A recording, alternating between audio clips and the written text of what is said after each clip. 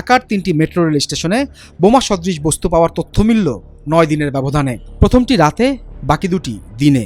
Metro রেলের মতো জনবহুল পরিবহন ঘিরে এমন খবর আতঙ্ক ছড়ায় বহুগুণে। প্রতিদিন গড়ে 3.5 থেকে 4 লাখ মানুষ যাতায়াত করে রাজধানীর মতিঝিল থেকে উত্তরা পর্যন্ত মেট্রো রুটে। 1 আগস্ট দুপুরে দেশের সব সংবাদ মাধ্যমে শিরোনাম হয় এই রুটের মিরপুর ও ফার্মগেট স্টেশনে বোমার মতো বস্তু পাওয়ার খবর। কয়েক ঘন্টা ব্যবধানে স্বাভাবিক হতে শুরু করে পরিস্থিতি। প্রথমে জানানো হয় ফার্মগেটে সেই সন্দেহজনক বস্তুতে মেলেনি বিস্ফোরক জাতীয় কিছুই। এরপর মিরপুর 10 নম্বরের মেট্রো স্টেশনে আলোচিত ব্যাগ খুলে পাওয়া যায় পান ও জর্দা। জনবহুল স্টেশনের আশপাশে রয়েছে অন্তত 15টি ক্যামেরা। তবে অভিযানের সময় সেখান থেকে কোনো তথ্য পাওয়ার বিষয়ে কথা বলতে চায়নি আইনশৃঙ্খলা বাহিনীগুলো। পরীক্ষা শেষে আমরা নিশ্চিত হতে পারি যে কথিত বোমা সদৃশ বস্তুগুলো কোনো বিস্ফোরক ছিল না। এগুলি ছিল পান, সুপারি, কৌটা এবং অন্যান্য পরিত্যক্ত আবর্জনা। অর্থাৎ মিরপুর 10 মেট্রো রেল স্টেশনে যেগুলি পাওয়া যায় সেগুলি ছিল মূলত পান, সুপারি, জর্দা ইত্যাদি। আর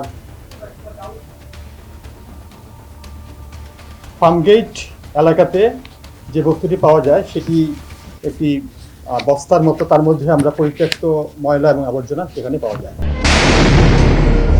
গত 24 জুলাই ঢাকার মতিঝিল মেট্রো রেল স্টেশনের নিচে একটি ছাতার ভেতর পাওয়া যায় আইইডি বোমা।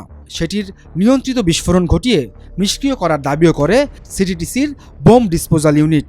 তবে সপ্তাহ পেরোলেও এই ঘটনার কোনো ফুটেজ কিংবা কে বা কারা সেটি রেখে গিয়েছিল এ সংক্রান্ত কোনো তথ্য দিতে পারেনি পুলিশ।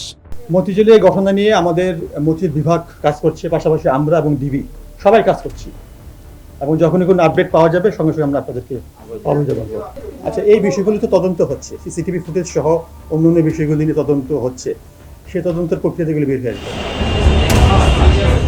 ঘটনাস্থল ঘুরে দেখা যায় মিরপুর স্টেশনের যে স্থানে বোমা সন্দেহে ব্যাগ পাওয়া যায় তার খুব কাছেই ছিল অন্তত 2টি সিসিটিভি ক্যামেরা। তবে সেগুলো নিষ্ক্রিয় করে রাখা ছিল শনিবার দিবাগত রাত 3টা থেকেই।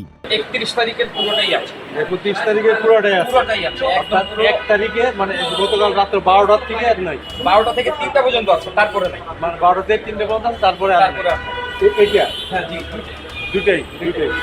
বাহ, মানে 3টার পরে থেকে আর নাই। 1 তারিখে 3টার পর থেকে আর নাই।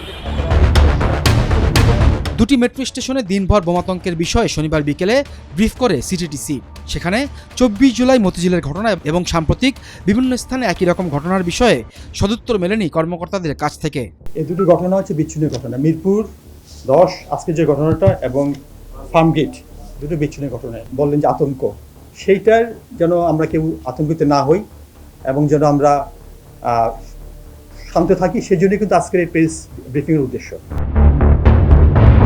বারবার একই ধরনের ঘটনার পরও সুনির্দিষ্ট করে কিছু বলতে না পারায় গোয়েন্দাদের সামর্থ্য নিয়ে প্রশ্ন তুলেছেন অপরাধ বিশ্লেষকরা। বা এই ধরনের এক্সট্রিমিজমের ঘটনা রয়েছে, সেখানে অবশ্যই কেন সিসিটিভির ফুটেজগুলো অ্যাভেলেবেল না, সেটাও আসলে আমি মনে করি বের করার বা ডিজিটাল ফরেন্সিক পরীক্ষাটা সেখানে খুবই জরুরি। টিসি যদি বলেও থাকে যে সেখানে বোমা পাওয়া গেছে, কিন্তু যথেষ্ট পরিমাণ প্রমাণ মিডিয়াকে দিতে না চায় বা না পারে, সেই ক্ষেত্রেও আমি মনে করি যে এক ধরনের স্বচ্ছতা সিটিটিসির কাছ থেকে থাকা উচিত, যেহেতু তারা একটা সোল বডি।